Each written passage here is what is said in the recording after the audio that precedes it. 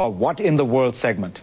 This past week, the Supreme Court deliberated over a controversial Arizona immigration law. It comes amidst a climate of hostility. Just look at the Republican primaries. And that means completing construction of a high-tech fence. I will build a double-walled fence. It's going to have a fence. It's going to be 20 feet high.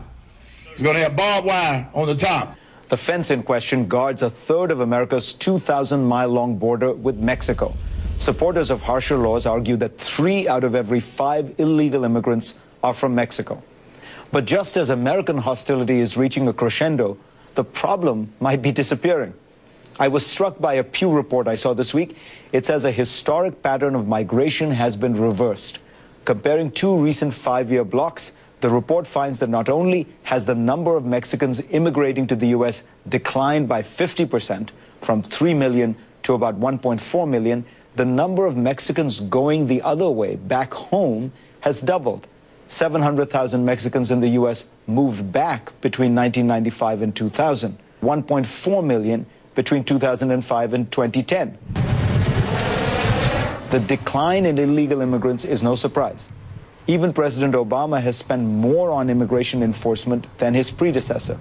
What is surprising, however, is the drop in net legal migration.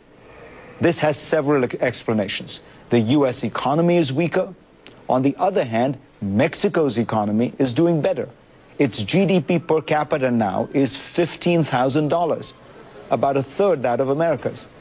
Some of Mexico's competitiveness is due to NAFTA, the North American Free Trade Agreement. Because it avoids U.S. tariffs, its exports work out to be cheaper than China's. Last year, Mexico did $400 billion worth of business with the U.S. That's more than Argentina and Brazil combined. But whatever the set of reasons behind the Pew findings, immigration is always determined by both pull and push. The need to leave a place is as crucial as the lure of a new destination. So, are we losing our allure? If that's the case, that is actually not good news. The U.S. has always benefited from being demographically dynamic.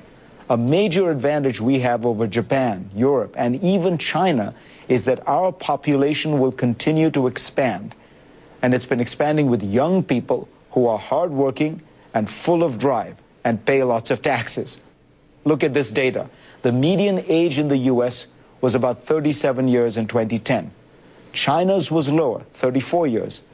But come 2050, that dynamic is reversed, thanks to decades of Beijing's one-child policy and American immigration. The median age here will be 40, but in China, it will hit nearly 49 years. An aging country creates a deficit of workers and a surplus of retirees who spend. Our demographic advantage holds true against a number of countries. Look at this chart. In blue, you can see the share of seniors in a number of developed countries right now, in 2000. In red, you'll see the percentage of seniors they are projected to have in 2050. Again, we have a smaller share than most of the developed world. We're projected to be better off demographically than France, the United Kingdom, Korea, Spain, and of course Japan. This demographic advantage is entirely due to immigration.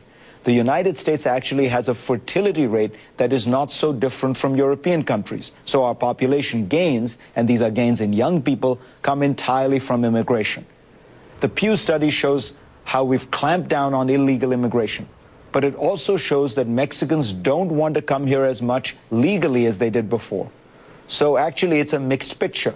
In trying to one-up each other by building bigger and higher fences, demonizing immigrants and hoping that they will self-deport, we seem to have forgotten that it is the spirit of acceptance and hospitality that has made America so attractive to legal immigrants for centuries. Let's hope we can stay that way.